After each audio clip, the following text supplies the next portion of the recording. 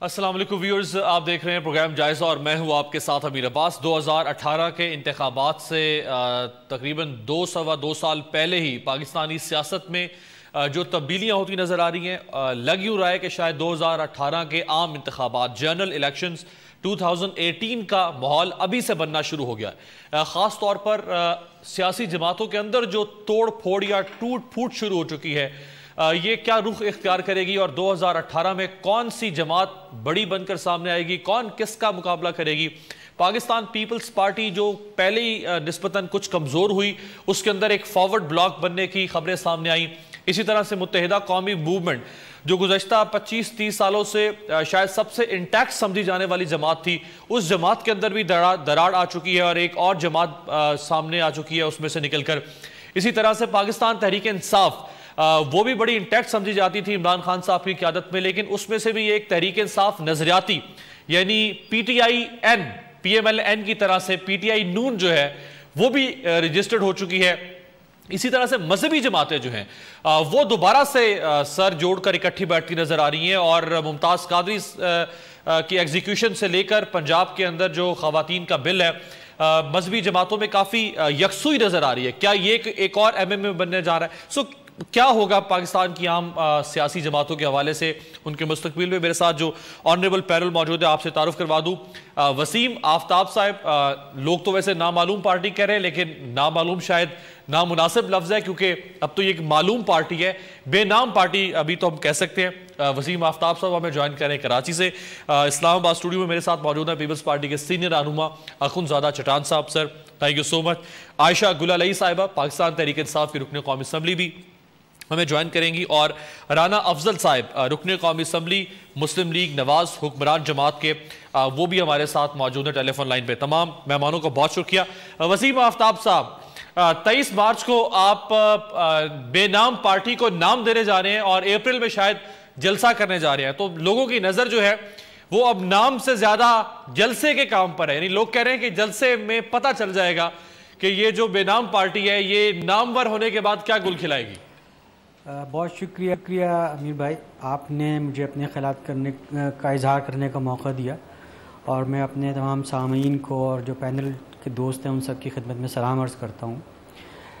دیکھیں، دنیا کی تاریخ میں تبدل اور تغیر یہ فطرت کا ایک نظام ہے۔ دنیا کی تہذیبیں ہوں یا انقلاب کی تاریخ ہو، اس کی قسمت میں تبدیل ہونا لکھا ہے۔ دنیا کی مضبوط ترین تہذیبیں، دنیا کے کامیاب ترین انقلابات تغیر کا حصہ بنتے گئے، اور بہت مضبوط اور شاندار تہذیبیں بھی مٹ گئیں اور انقلاب بھی مٹ گئے۔ تو یہ کہنا کہ پاکستان کے اندر جماعتوں میں ٹوٹ پھوٹ ہو رہی ہے، تو میں یہ سمجھتا ہوں کہ یہ قدرتی عمل ہے اور اس سے ہم سب کو گزرنا ہے۔ اب اگر ہم اس کو نہ سمجھیں تو وہ ایک دوسری بات ہے۔ یقینی طور پر ہم نے ایک نئی پارٹی بنائی ہے اس نئے عزم کے ساتھ کہ ہم پاکستان کو مضبوط کرنا چاہتے ہیں، پاکستان کے عام لوگوں کو اس کے اندر شامل کرنا چاہتے ہیں، پاکستان اور پاکستانیوں کو ایک کرنا چاہتے ہیں۔ اس کا منشور بھی انشاءاللہ جلدی آئے گا، اس کا نام کا اعلان انشاءاللہ العزیز 23 مارچ کو ہم کریں گے، اس یقین اور اس دعا کے ساتھ کہ اللہ تعالیٰ پاکستان کی آنے والی نسلوں کو، پاکستان کے آنے والے دنوں کو خوبصورت بنائیں۔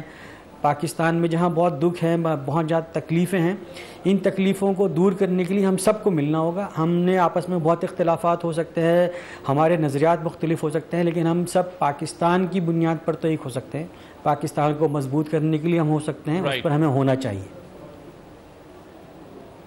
بالکل صحیح ہے، بالکل صحیح ہے۔ چٹان صاحب، سر کون کون شامل ہو سکتے ہیں فارورڈ بلاک میں؟ جو چند نام سامنے آ رہے ہیں وہ اس کی طرف میں آتا ہوں، لیکن پیپلز پارٹی کے اندر تشویش پیدا ہو گئی ہے کہ ہمارے طرز سیاست کی وجہ سے تحریک انصاف کی مقبولیت، اب یہ ایک نئے بھائی صاحب جو مصطفیٰ کمال صاحب سامنے آ گئے، اور پی ایم ایل این کی مقبولیت بھی جو مسلسل گراف سامنے آتے رہے پچھلے 2-2.5 سال میں، وہ نسبتاً بہتر رہی ان کی پاپولیرٹی۔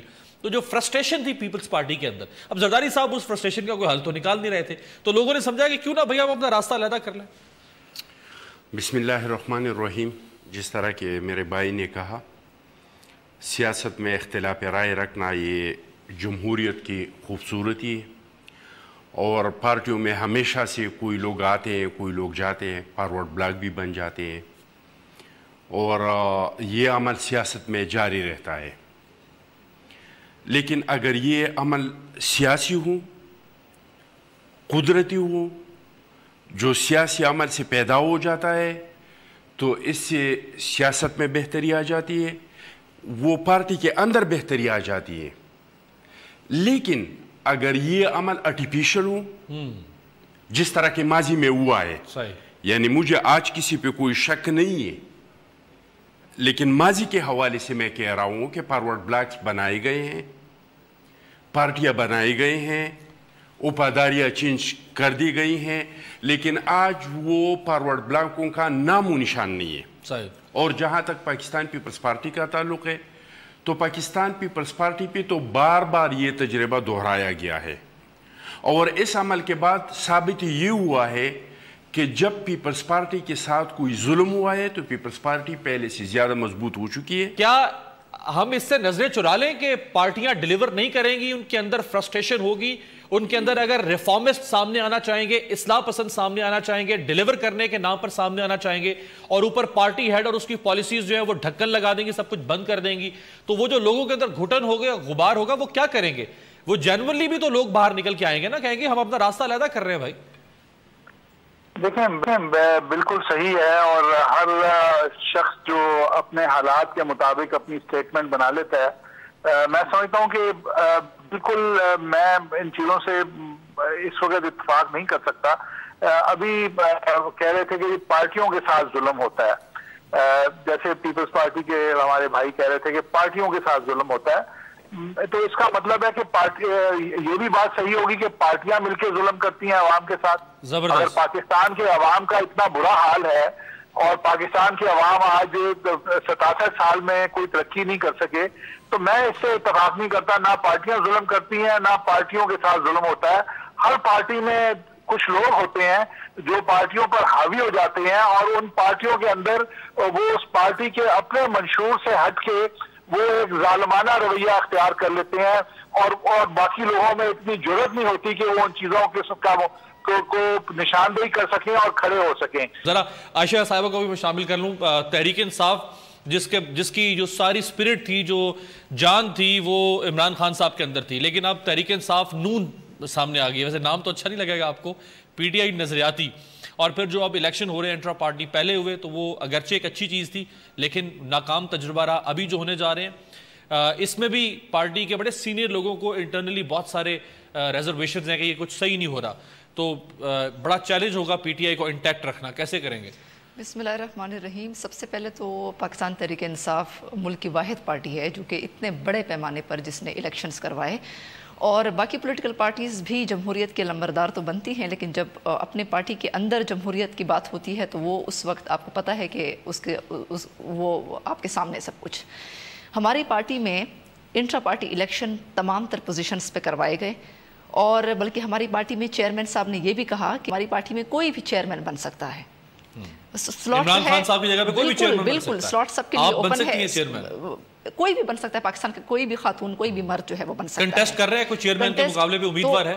بالکل، یہ اوپن الیکشنز ہوں گے، اوپن الیکشنز ہوں گے، اور یہی اصل جمہوریت ہے اس میں۔ اور یہی ابھی آپ نے پی ٹی آئی پتہ نہیں نون کی بات کی، یہ کچھ لوگ ہیں جن کے مجھے نہیں پتا کہ ان کی کیا ریزرویشنز تھے، لیکن آپ کے سامنے ہے کہ ہم نے انٹرا پارٹی الیکشنز کروائے، اور پتہ ہے آپ کو پتہ ہے کہ پہلی مرتبہ میں کچھ غلطیاں ہو جاتی ہیں، کم از کم کروائے تو صحیح کسی نے اس ملک، میتھڈالوجی میں آپ کی کچھ پرابلمز ہو سکتی ہیں، اور اس کے نتیجے میں جو آپ کو ریزلٹس ملتے ہیں کہ ہم نے آئندہ یہ غلطیاں نہیں کرنی۔ تو اس مرتبہ ہم نے بڑی سوچ بچار سے ایک الیکشن کمیشن پی ٹی آئی کا بنا ہوا ہے، تسنیم نورانی صاحب اس کو ہیڈ کر رہے ہیں، اور ہم ہر وہ آپشن دیکھ رہے ہیں کہ ہمارے نیکسٹ الیکشنز جو ہیں وہ بہترین طریقے سے ہوں، تاکہ پورے ملک میں باقی پولیٹیکل پارٹیز کے لیے بھی ہم ایک رول ماڈل ثابت ہو سکیں۔ رائٹ جی، ایک شارٹ کمرشل بریک سے واپس آتے ہیں، مزید ذرا بات کرتے ہیں کہ ان پارٹیوں کے اندر کیا ہونے جا رہا ہے۔ 2018 کا ماحول ابھی سے بن گیا، جلال پور کا جلسہ جس میں بڑی تابڑ توڑ قسم کے حملے کیے، اس سے پہلے خان صاحب نے، پھر آج حمزہ شہباز شریف صاحب نے، تو وہ بھی ذرا آپ کو سنوائیں گے۔ ایک بریک سے واپس آتے ہیں۔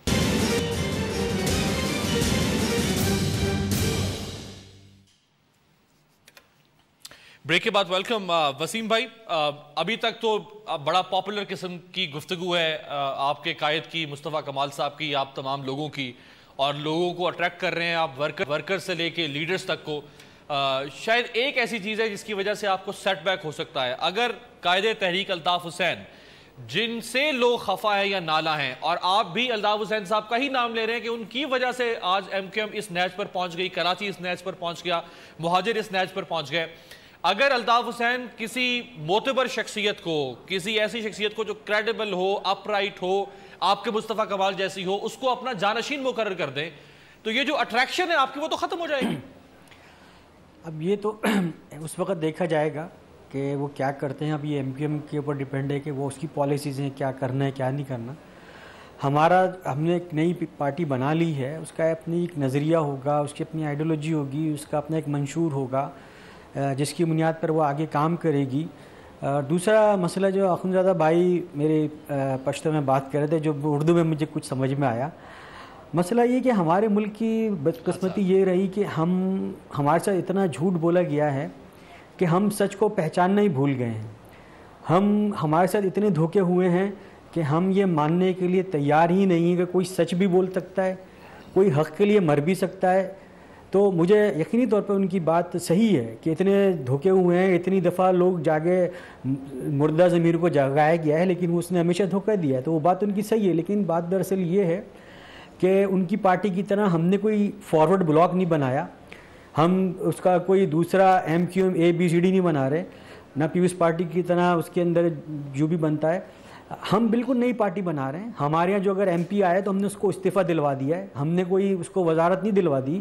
ہم جب آئے ہیں تو اس شہر میں کوئی ہنگامہ نہیں ہوا، بلکہ ایم کیو ایم کے ہاتھ میں جھاڑو آ گئی کہ اس نے شہر کا کچرا صاف کرنا شروع کر دیا. تو یہ میں سمجھتا ہوں کہ ہیلدی سائن ہے.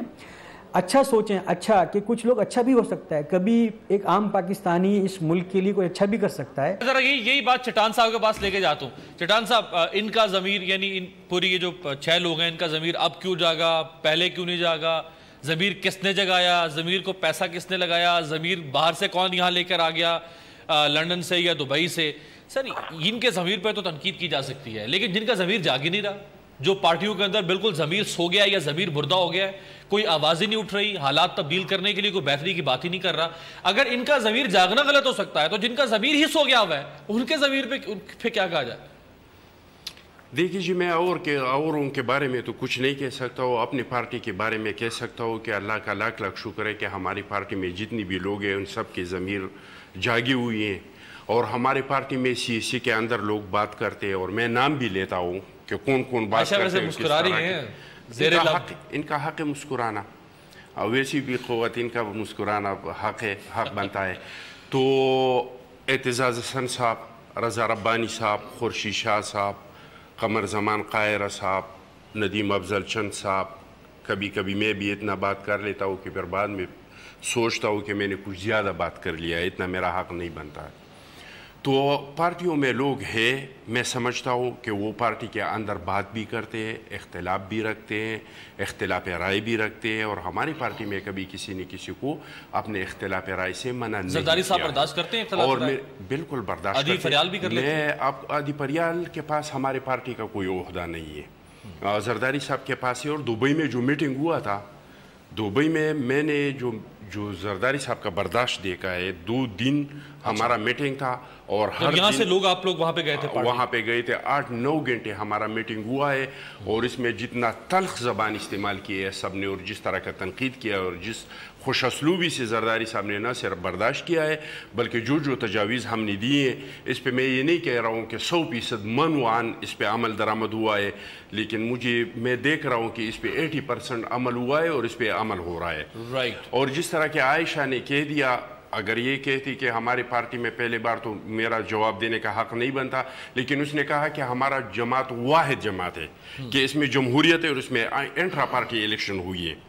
آئندہ جو الیکشن ہوگا اس کا جو بھی رزلٹ آئے گا، یا جس طریقے سے ہو رہا ہے کہ SMS ہو رہا ہے، اس میں PTI کے کتنے لوگ ہیں، اس میں پیپلز پارٹی، جماعت اسلامی، مختلف پارٹیوں کے کتنے لوگ SMS کرتے ہیں، اور لوگ جاتے ہیں کہ آپ جس پارٹی سے بھی ہے وہ ہے، لیکن مجھے جتوانے کے لیے وہ اپنی جگہ. لیکن ایک بات میرا، ابھی تک ان کے پارٹی میں اگر الیکشن ہوا ہے تو یہ مجھے منتخب بندہ بتائے. اس الیکشن میں ایک بندہ جو منتخب آیا تھا جاوید ہاشمی صاحب، جو اس کو بعد میں نکال دیا. اوپر سے لے کر आखिर तक। ये मुझे एक ऐसा बंदा बताए जो वो इलेक्शन के जरिए इंट्रा पार्टी इलेक्शन के जरिए जहांगीर तरीन का मुझे बताए, परवेज खटक का मुझे बताए। लेकिन सर भुट्टो, फिर उसके बाद नुसरत भुट्टो साहिबा, फिर मोहतरमा, फिर वो तो जब से उनके शौहर, फिर उनके साहबजादे, वो तो जब से तहरीक इंसाफ बना है तो जनाब इमरान नियाज़ी साहब भी इस पार्टी का सरबराह है। सही है, हमारी पार्टी में ये जरूर है, 5 साल हमने हुकूमत किया है। आप मुझे जरदारी साहब का एक बंदा इसके खानदान का मुझे बताए जिसके पास वजारत था, जिसके पास कोई था। हमने अभी उन्होंने फरमाया कि चेयरमैन की सीट पर भी इलेक्शन होगा, यानी इमरान खान के भी मुकाबले पे आकर इलेक्शन लड़ा जा सकता है। तो बिलावल साहब के बिलावल साहब चेयरमैन है, उस पे इलेक्शन क्यों? ये तो जब होगा तो हम देख लेंगे ना, अभी तक हुआ तो नहीं। एक ब्रेक सर। हमारी पार्टी में यूसुफ रजा गिलानी साहब जैसा और राजा परवेज अशरफ साहब जैसा बंदा वजीर आजम बन चुका है। ये कोई खानदान में सिर्फ, लेकिन ये दोनों शख्सियात वैसे आपकी पार्टी के लिए बहुत नेक नामी नहीं लाई हैं। वो तो हमारे पार्टी का जो भी है आप लोगों के मेहरबानी से, लेकिन अभी तक कोई चोर भी साबित नहीं हुआ है। एक ब्रेक जी, ब्रेक से वापस आते हैं। लेकिन इसमें कोई शक नहीं कि जितनी बर्दाश्त पाकिस्तान पीपल्स पार्टी में, जो बर्दाश्त जरदारी साहब की उन्होंने बात की, हम अपने ज़ाती तजुर्बे से भी ये जानते हैं कि किसी और सियासी जमात की निस्बत तनकीद को जितनी खंदा पेशानी से पीपल्स पार्टी बर्दाश्त करती है, शायद कोई और करता हो। एक ब्रेक से वापस आते हैं।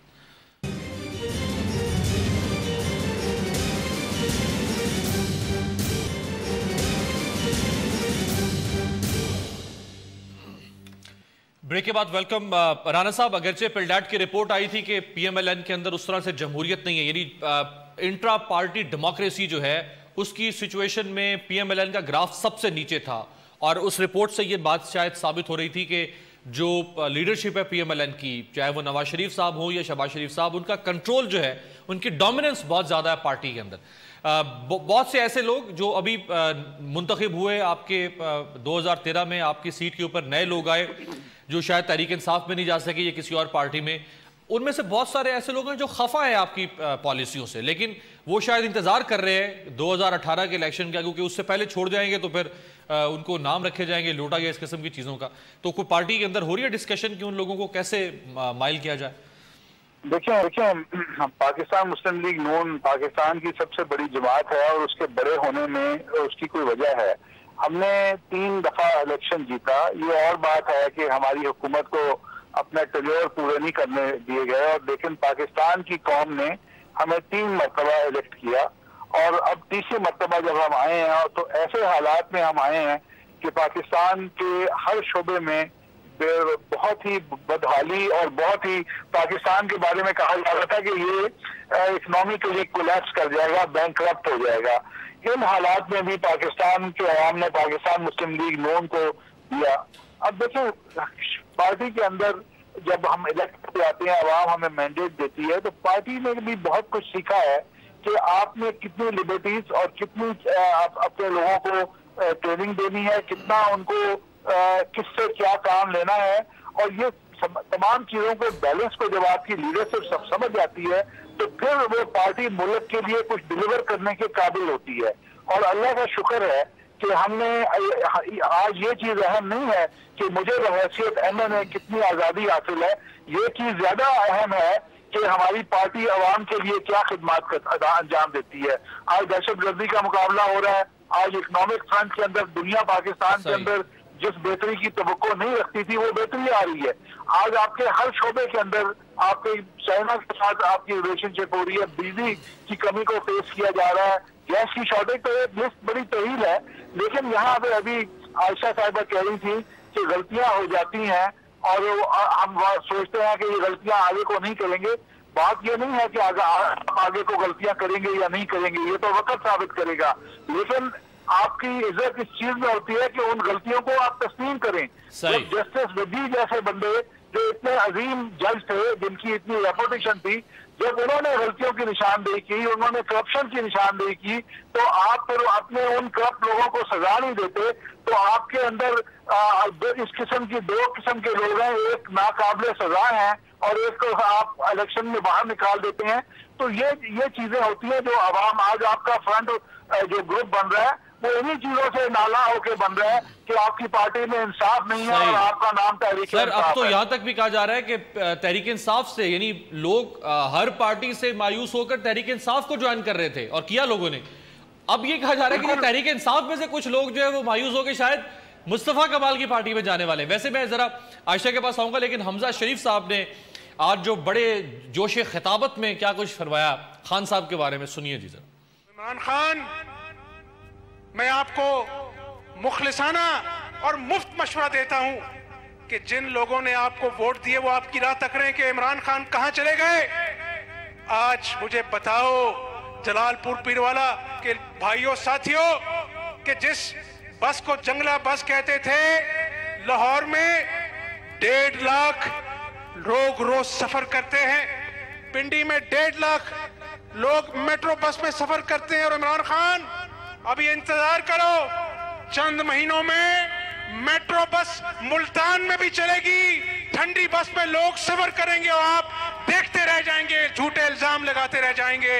رائٹ جی، جھوٹے الزام لگاتے رہ جائیں گے. جلال پور میں آج صحیح جلال میں آئے ہوئے تھے حمزہ شہباز صاحب، تو مفت اور مخلصانہ مشورہ ویسے امانت ہوتا ہے، تو قبول کریں گے؟ مشورہ تو یہ ہے ان کے لیے ہمارا کہ ایک تو یہ جس طریقے سے باتیں کر رہے ہیں، میٹرو پروجیکٹ کے اوپر کتنا پیسہ لگایا گیا، پاکستان کی عوام کا ٹیکس کا پیسہ ہے، کوئی میاں صاحب نے اپنی جیب سے نہیں لگایا. 265 ارب روپے انہوں نے جس پنجاب میں سکولوں کی حالت آپ دیکھیں کہ وہاں پہ سکول نہیں ہے، وہاں پہ بچوں کے بیٹھنے کی جگہ نہیں ہے، پینے کا پانی نہیں ہے، جہاں پہ آپ کے سورج کا سسٹم ٹھیک نہیں ہے، جہاں پہ آپ کو جو ہیپاٹائٹس ہو رہی ہے لوگوں کو، ہسپتالوں کا نظام کیا ہے، وہاں پہ آپ جو ہیں وہ میٹرو بنا رہے ہیں. اور سوری، جہاں 8 سال کے شہباز شریف صاحب کے اقتدار کے بعد بھی 8 سال کے بعد بھی ایف آئی آر تک درج نہیں ہو سکتی، ایف آئی آر تک درج نہیں ہو سکتی. اور جہاں پہ یہ تو 8 سال آپ کہہ رہے ہیں، یہ نون لیگ کتنی مرتبہ یہ کون سا سال ہے ان کے اقتدار کا، بار بار اقتدار میں آتے رہے. تو حمزہ شہباز صاحب تو پتہ نہیں کس حیثیت میں لیڈر بنے ہوئے ہیں، ان کو کس نے الیکٹ کیا ہے. وزیر اعلیٰ صاحب کے بیٹے، وزیر اعظم صاحب کے بھتیجے، یہ بالکل آپ نے ٹھیک کہا. یہ پاکستان جیسے جو معاشرہ ہے جس میں یہ ڈائنیسٹیز حکومتیں کرتی ہیں. حمزہ شہباز جو ہیں یہ عمران خان کے اوپر کہا جائے کہ جہانگیر ترین کے جو ہیلی کاپٹر اس میں پھرتے رہتے ہیں، وہ تو جہانگیر ترین یا ان کا پرائیویٹ ہے. حمزہ شہباز تو سرکاری جو پیسے ہیں ان کے ہیلی کاپٹر پہ وہ پھرتے رہتے ہیں. عائشہ کے بڑا کلیئر سٹانس، وہ کہہ رہی ہیں کہ جی میرے پاس ڈاکومنٹس موجود ہیں کہ جب آپ لوگ اقتدار میں آتے ہیں، آپ پبلک آفس کو یوز کرتے ہوئے آپ کے جو ایسٹس ہیں وہ ملٹی پلائی ہوتے ہیں یا ایسکلیٹ ہوتے ہیں، پبلک آفس کا استعمال کر کے. دیکھیں بات یہ ہے کہ جب الیکشن میں دھاندلی ہوتی ہے تو یہ دھرنا بھی دیتے ہیں اور الیکشن کمیشن میں بھی جاتے ہیں. اب جب میاں صاحب کے اوپر اور نون لیگ کے اوپر اتنے بڑے الزامات لگاتے ہیں تو ان کو عدالتوں کا راستہ کیوں بھول جاتا ہے؟ ان کی پارٹی کے اندر بڑے بڑے وکلاء ہیں، اپنے وہ ایسے وکلاء ہیں جو 3 کروڑ روپیہ ایک کیس کی فیس لیتے ہیں، لیکن اپنے الیکشن کے لیے تو ووٹوں کی گنتی کے لیے یہ کروڑوں روپے خرچ کرتے ہیں، ہمارے اوپر تحریک الزام بن جاتے ہیں اور الزامات کی بارش کرتے ہیں. عدالت میں جانا ان کو نصیب کیوں نہیں ہوتا؟ بالکل صحیح، وہاں جائیں. بالکل جی. چٹان صاحب دیکھیے جی، رانا صاحب جس طرح کے دعوے کر رہے ہیں اور یہ بھی کہہ رہے ہیں ساتھ کہ ہمیں جو حکومت ملا تو بہت زیادہ بدحالی تھی، تو ان کو تو ایک جمہوریت سے حکومت ملا، ان کو تو ایسے حالات میں حکومت ملا جو پہلی حکومت کو ملا تھا تو امن و امان کے حالات یہ تھے کہ مارگلہ کے پہاڑوں تک عسکریت پسند پہنچ گئی تھی. لیکن جب ان کو حکومت مل رہا تھا تو ایک وزیرستان کے علاوہ پورے ملک پہ ریٹ آف دی گورنمنٹ قائم ہو چکا تھا اور عسکریت پسند جو تھے وہ کنڑ پہنچ گئے تھے. انہوں نے الیکشن میں قوم کے ساتھ کچھ وعدے کیے تھے. ایک الیکشن کا منشور ہوتا ہے، قوم کے ساتھ ایک وعدہ ہوتا ہے، اس پہ لوگ مینڈیٹ لیتے ہیں. جو وعدے مسلم لیگ نون نے کیے تھے اس میں 100% یہ لوگ ناکام ہو گئے. چاہے وہ کچکول توڑنے کا وعدہ تھا، وہ 2018 تک 10,000 میگا واٹ، آپ تو 10 میگا واٹ بھی نہیں لا سکے، وہ 10,000 میگا واٹ کی بات کر رہے ہیں. وہ تو جب ہوگا تو ہوگا. الیکشن میں ان لوگوں کا وعدہ تو 3 مہینے کا تھا. اور یہ اس رانا صاحب مہربانی کر کے میرے لیے محترم ہے، اپنے باری پہ بے شک آپ میرے باتوں کا جواب دے دیں اگر میں جھوٹ بول رہا ہوں.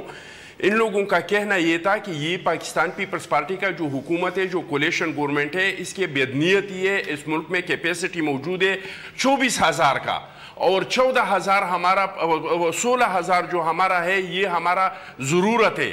تو 3 مہینے میں یہ جو 14,000 اور 24,000 ہے اس کا ہم گیپ پورا کر سکتے ہیں. انہوں نے کہا تھا کہ ہم مہنگائی کو ختم کر دیں گے. آج پیٹرول اور ڈیزل کی جو قیمت ہے اس میں سے فی لیٹر یہ قوم سے اور غریب عوام سے 25 روپے فی لیٹر لے رہے ہیں. جو فیول کی قیمت کم ہو رہی ہے اس کا کوئی فائدہ غریب عوام کو نہیں پہنچ رہا ہے. اور اوپر سے اس کے کرپشن کے میگا سکینڈل آ رہی ہے, میگا اربوں روپوں کے سکینڈل آ رہی ہے. اور یہ سارا سکینڈل چند خاندانوں کے گرد گھومتا ہے, صرف ایک شریف خاندان اور اس کی جو چند لوگ ہیں. اگر آپ سولر پلانٹ کا دیکھ لیں, سکینڈل دیکھ لیں, آپ نندن ثابت نہیں ہوا, کوئی عدالت کوئی بات نہیں کر رہی ہے, کوئی ادارہ بات نہیں کر رہا ہے. ایک منٹ نندن پور سکینڈل آپ دیکھ لے, یوتھ پیسٹور سکینڈل آپ دیکھ لے, اورنج ٹرین سکینڈل آپ دیکھ لے. فرض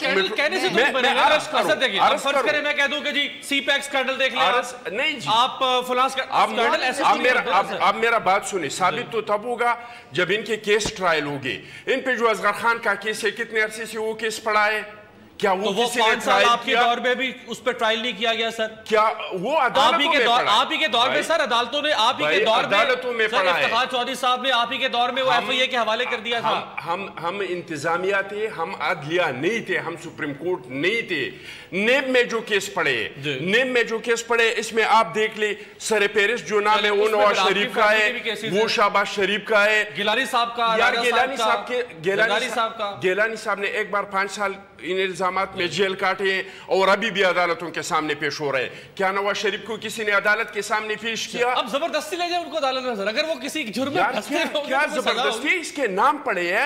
اگر انہوں نے اچھا سب سے پہلا ثبوت یہ, عائشہ تو کہہ رہے کہ میرے پاس ڈاکومنٹ ہے. میں آپ کو ایک اس طرح کا ڈاکومنٹ دکھا رہا ہوں جو آپ کی بی ایل ایم میں ہے, میری بی ایل ایم میں ہے اور الیکشن کمیشن میں پڑا ہے.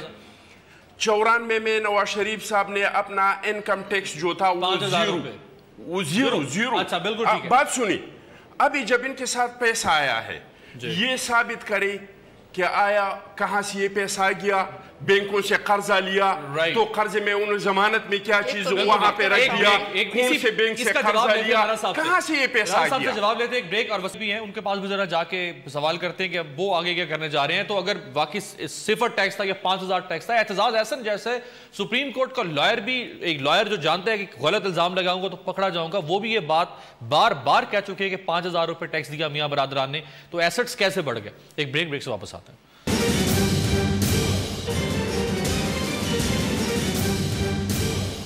بریک کے بعد ویلکم. وسیم صاحب, اس میں تو کوئی شک نہیں ہے کہ اب آپ باقاعدہ طور پر پاکستانی سیاست میں کھل کر سامنے آ گئے ہیں, سیاست کر رہے ہیں اور دعویٰ کر رہے ہیں کہ ہم ایک ملک گیر جماعت بنائیں گے, سارے صوبوں میں جائیں گے, اور صرف ایم کیو ایم نہیں اور جماعتوں سے بھی لوگ جو ہمارے ہم خیال ہوں گے وہ ہمیں جوائن کریں گے. اب اگر تھوڑی سی گراؤنڈ ریئلٹیز میں آپ کے سامنے رکھوں تو پیپلز پارٹی کے ساتھ اگر آپ کوئی اتحاد, کوئی سیٹ ایڈجسٹمنٹ, کوئی رومانس کریں گے تو کیا فرق رہ جائے گا آپ پہ اور ایم کیو ایم میں, کیونکہ آپ خود ایم کیو ایم کے بارے میں کہتے رہے کہ جی سال میں 6 دفعہ جاتے تھے, 6 دفعہ باہر نکلتے تھے.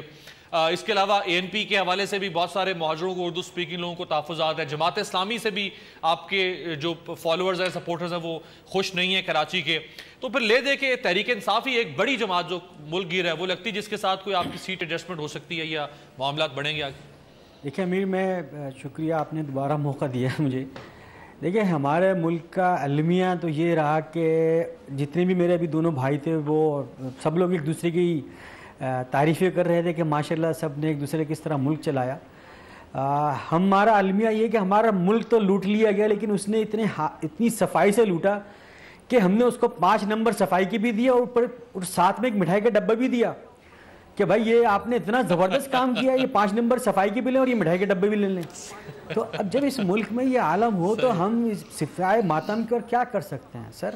بات دراصل یہ ہے کہ ہم ابھی کچھ دعوے نہیں کر رہے کہ ہم اس لیے آئے ہیں کہ ہم فلاں کو گرا دیں گے, فلاں خلاف فتح کر لیں گے. نہیں بھائی, ہم کچھ نہیں کر رہے. ہم ایک عام پاکستانی کو اپنا پیغام پہنچانا چاہتے ہیں کہ دیکھیں اس پاکستان کا پرائم منسٹر ہاؤس ہو یا اس پاکستان کی پارلیمنٹ ہو, جب تک آپ کا شرکت احساس ان در و دیوار میں نہیں ہوگا, ان اداروں سے, ان عمارتوں سے آپ کے حق میں فیصلے نہیں ہوں گے. آپ کے نام پہ سیاست ہوگی لیکن آپ کے حصے میں تبدیلی نہیں آئے گی. ہم پورے پاکستان کے لیے تبدیلی چاہتے ہیں. ہم صرف کراچی میں تبدیلی نہیں چاہتے, ہم پورے پاکستان کو تبدیل کرنا چاہتے ہیں. ہم یہ چاہتے ہیں کہ کراچی کے اگر جو مسائل ہیں وہ کراچی کے فوراً حل ہونے چاہیے, لیکن ہم یہ بھی چاہتے ہیں کہ اس کے ساتھ اگر سندھ کے کوئی مسائل ہیں, پنجاب کے کوئی مسائل ہیں, سرحد کے پی کے میں کوئی مسائل ہیں, بلوچستان کے جو مسائل ہیں وہ پاکستانی ہیں, ان کے لیے حل ہونے چاہیے. یہ نہ ہو کہ ہم ایک شہر کو تو اتنا خوبصورت بنا دیں کہ دوسرے شہر کے لوگ اس کو دیکھ کے اس کی ترقی سے خوش ہونے کے بجائے جلیں لیں. ہمیں پاکستان کو بنانا ہے, ہمیں پاکستانیوں کو ایک کرنا ہے. تو یہ میں سمجھتا ہوں کہ صحیح, ہم نے کراچی, لاہور, کوئٹہ یا پشاور کو نہیں, پاکستان کو خوبصورت. ایک اچھا میسج ہے, چونکہ وقت ختم ہے, میں ذرا عائشہ آپ رسپونڈ کرنا چاہ رہی ہیں. دیکھیں, ایک تو بات یہ کہ کافی باتیں ہوئیں نون لیگ کے اوپر.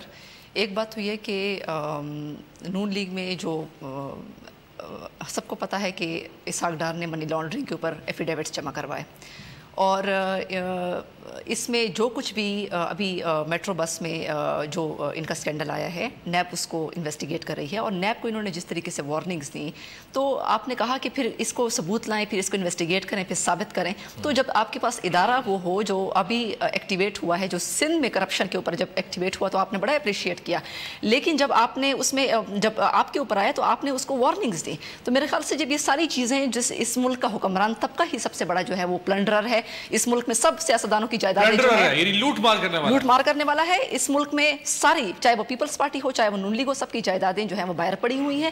انہوں نے بڑی اچھی بات کی کہ آپ اس ملک کا حصہ بن کر رہے ہیں, آپ کی جائیداد, آپ کا سب کچھ یہاں ہونا چاہیے. ان سب کی جائیدادیں تو سوئس بینکس میں ہیں.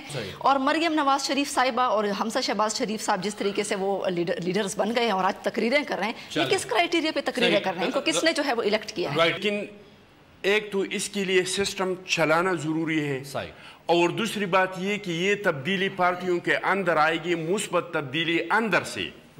اگر باہر سے کوئی اور ادارہ اٹھ کے کھڑا ہو جائے, یعنی مثال کے طور پہ سیاستدان یہ چاہے کہ ہم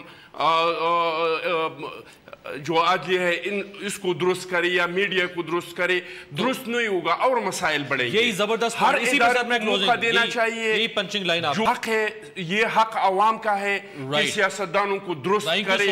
اگر عوام سے کوئی یہ حق چھینتا ہے اور کوئی اور اٹھ کے کھڑا ہو جاتا ہے اور کہتا ہے کہ میں تبدیلی لانا چاہتا ہوں سیاست کے اندر, تو تبدیلی نہیں آئے گی, خرابی آئے گی. چٹان صاحب کی پوائنٹ جو ہے نا, یہ سب سے لوڈڈ قسم کا پوائنٹ ہے کہ اگر سسٹم ڈسرپٹ اور ڈسٹرب ہوتا رہے گا, انٹرپٹ ہوتا رہے گا, تو پھر سسٹم کس طرح سے بہتر ہوگا, کس طرح ڈیلیور کرے گا. اس کو چلنے تو دیں خدا را کچھ عرصے کے لیے, تو پھر وہ خود بخود ٹوٹ پھوٹ کے بعد اس میں ریفارمز بھی آئیں گے. آپ سے ملاقات ہوگی کل, دیکھتے رہیے گا جائزہ.